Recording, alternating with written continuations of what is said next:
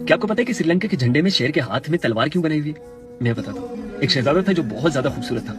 कई ज्यादा शहजादियां मरती थी उस पर, लेकिन वो किसी के साथ शादी करने को तैयार नहीं था।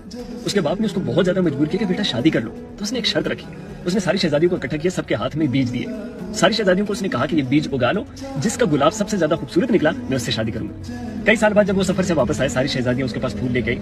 किसी का लाल गुलाब, किसी का पीला गुलाब, किसी का कैसा, कोई एक गुलाब लेके आ रहा है, कोई दो गुलाब लेके आ रहा है, कोई गुलदस्ते लेके आ रहे पूरे के पूरे। लेकिन एक शहजादी के पास कोई गुलाब नहीं था। तो शहजादी ने उससे पूछा कि सब गुलाब लेके आए, तुम क्यों नहीं लेके? तो उसने कहा कि आपने जो बीज दिए थे वो गुलाब के थे ही नहीं। तो शहजादे ने कहा कि ये वाहिद लड़की है जो सबसे ज्यादा ईमानदार थी। मैंने तो जब गुलाब के दिए ही नहीं बीज, तो आपने कहां से गुलाब लेके? तो इसका मतलब आप सिर्फ शादी के ख्वाहिशमंद थे। तो उसने उससे शादी करी। तो जो श्रीलंका के झंडे में शेर के हाथ में तलवार है ना, भाई मुझे भी नहीं पता क्यों है। आपको पता लगे मुझे बता देना। और भाई साहब, जब शेर के हाथ में तलवार है तो तुम्हें क्या तकलीफ है ये बताओ? कभी शेर ने तुम्हारे घर में आकर तुमसे पूछा कि तुम्हारे हाथ में मोबाइल क्यों है? अरे मेरी आवाम छोड़ो यार, अपना काम करो जाके।